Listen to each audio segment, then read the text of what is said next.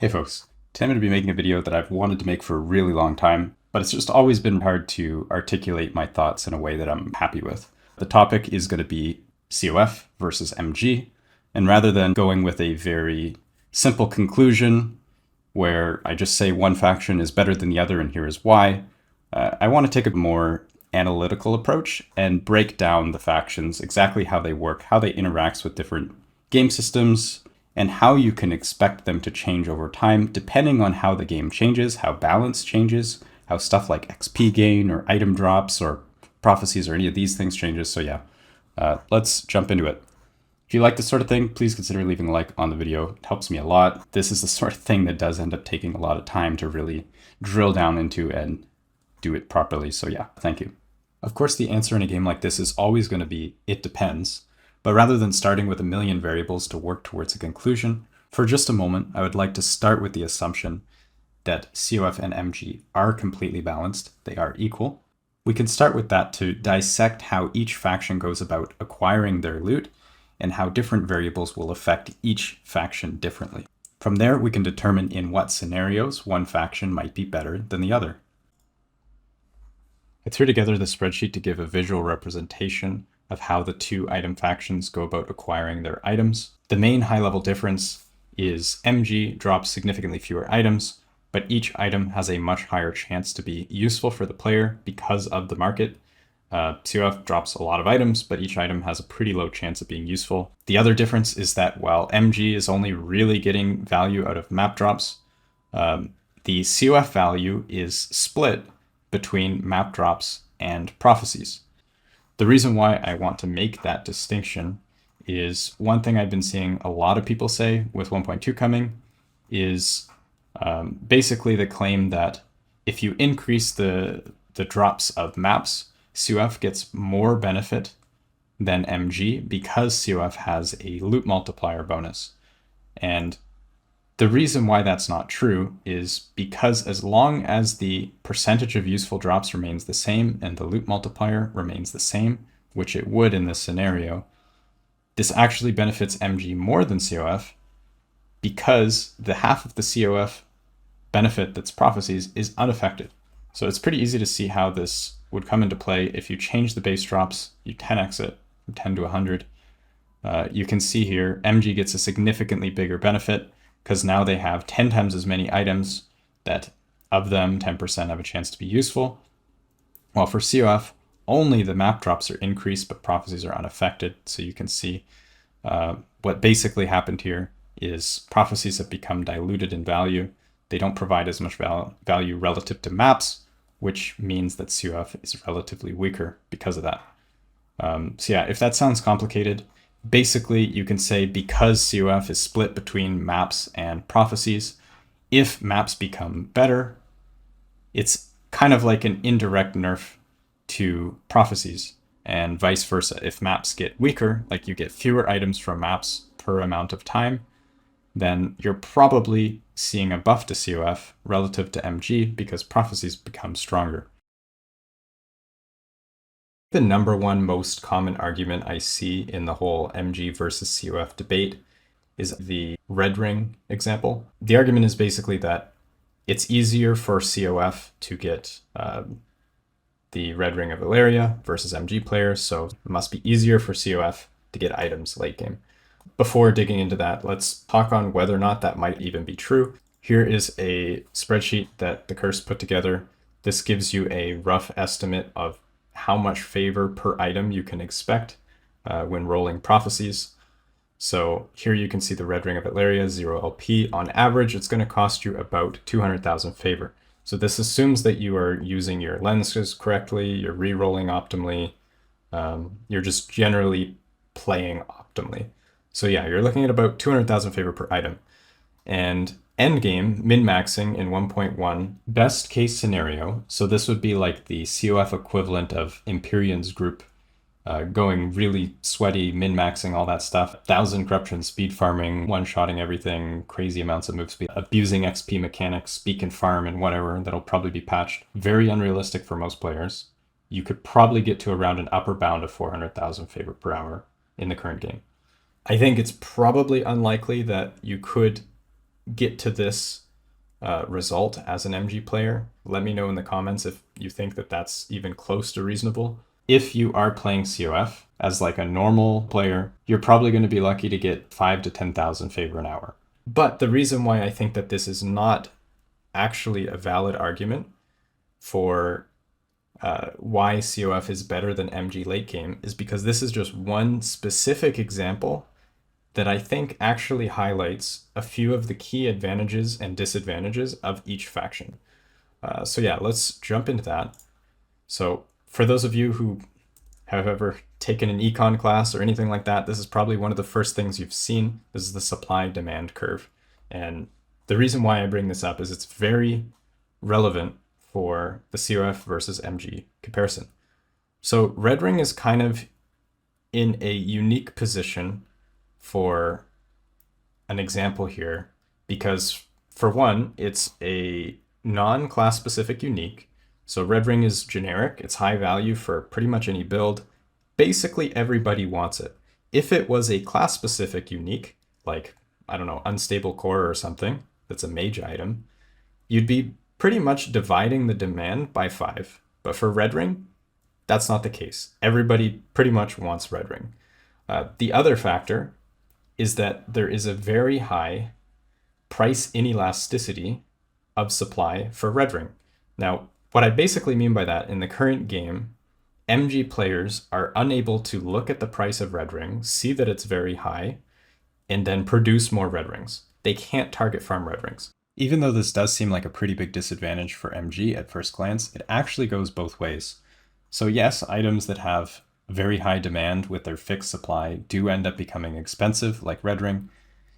It also means that the items that have very low demand still have that same fixed supply. They end up becoming extremely cheap.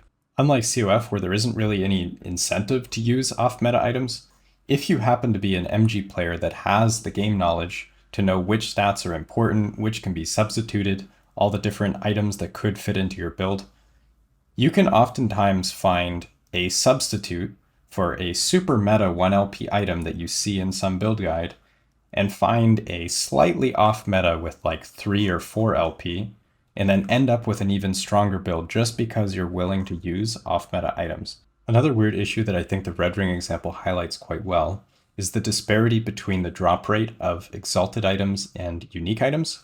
So if you're running a Echo, for example, you probably notice that you drop at least 10 times more exalted items than unique items. They're significantly more abundant.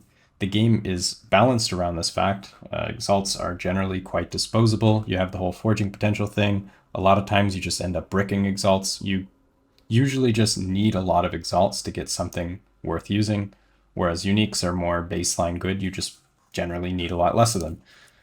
Where this kind of breaks down a little bit is when you look at the favor costs of items for prophecies.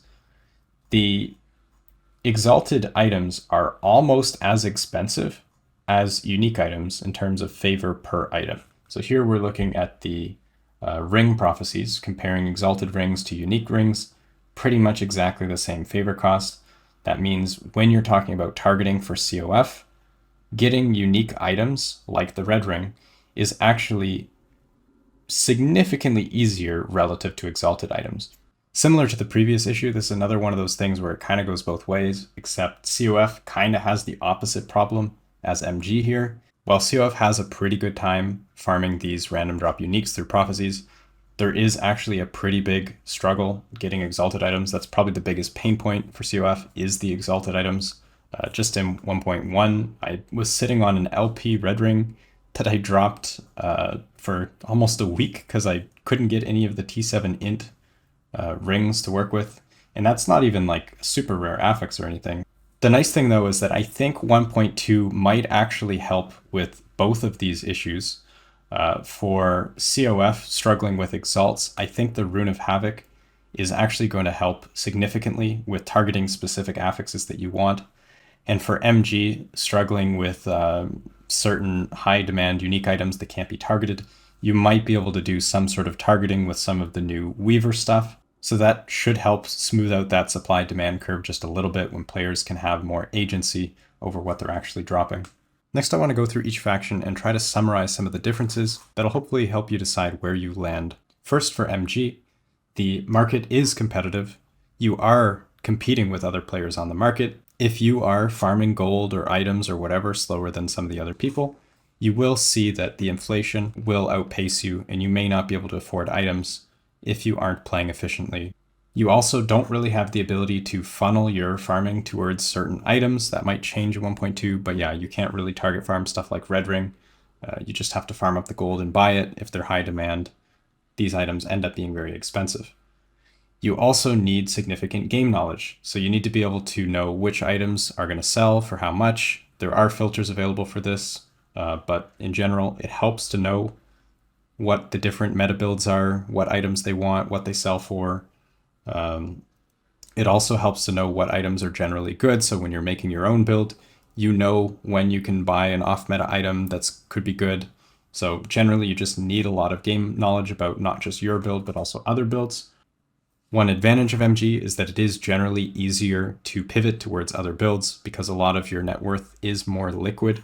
So you can quickly try out a build with some super cheap items that you can buy pretty much instantly before deciding to go into min-maxing. Another good point that Dreadful made was the stash situation. You pretty much have unlimited stash space. You just list a thing and then you don't have to worry about it. That means that not much of your gold ends up going towards stash space itself. It's much easier to deal with inventory management, stash management, and all that stuff. It's a pretty big advantage for MG. Next, for COF. COF is quite good at targeting random drop unique items, but struggles pretty hard with exalted items. This hopefully will change in 1.2. You are able to target all of your farming towards specific items at a time, so you can focus all in on one specific item, dump all your favor, and then work towards that improvement. However, sometimes improvements can be pretty far apart. You don't really have as much of that whole loot slot machine where any map you could just drop anything that's randomly valuable and sell it and then become rich. It's not as much of that lottery effect if that's what you're into. It also can be quite hard for COF to pivot to different builds because COF tends to struggle with exalted items and you can't really do much about that with prophecies. That means that unless you are stockpiling exalted items before trying a new build, you're probably going to spend a lot of time getting up to speed to where you can start playing that build at a comfortable level. So if you're used to farming at like 300 or 500 corruption, getting a new build up to speed, unless you really know what you're doing or the build is just really strong, it's going to take a little while. When it comes to min-maxing, it can be very, very difficult to pivot to different builds because you generally need such huge stockpiles of exalts for slams. That also leads into the issue that COF has with stash management. Because you need to be hoarding all of these things in case you change builds or multiple copies for all the slams of all the uniques that you might need, all of the different exalted affixes that you might need, and so on. You end up spending a lot of your time and also stash space just dealing with stash issues and items everywhere. As COF, you don't actually need to care what the meta is. It doesn't matter if you are playing the best build in the game that everybody knows about. You don't need to worry about the changes in the market of which items you should be selling or not selling. You just play the game, you kill monsters, and you get your loot. Obviously, I'm probably biased as Last Epoch's resident COF guy, so I did try to get Dreadful to help me out with keeping these opinions a little bit more balanced. I said in the beginning that a lot of things end up being just it depends, and I truly think this is an example of it just depends. In the current game, if you are looking at gearing up a character and your goal is to get to a pretty high level of power as quick as possible, if that's your definition of success, MG, when played correctly, is going to have an easier time getting to that point. So anyway, in the end, I think it's a lot more important for you to pick the faction that you prefer rather than the faction that you think is better. They're close enough that you really want to be making sure you enjoy the game first rather than worrying about those little bits of optimization. Anyway, yeah, that's pretty much all I have for today. Catch y'all in the next one. Cheers.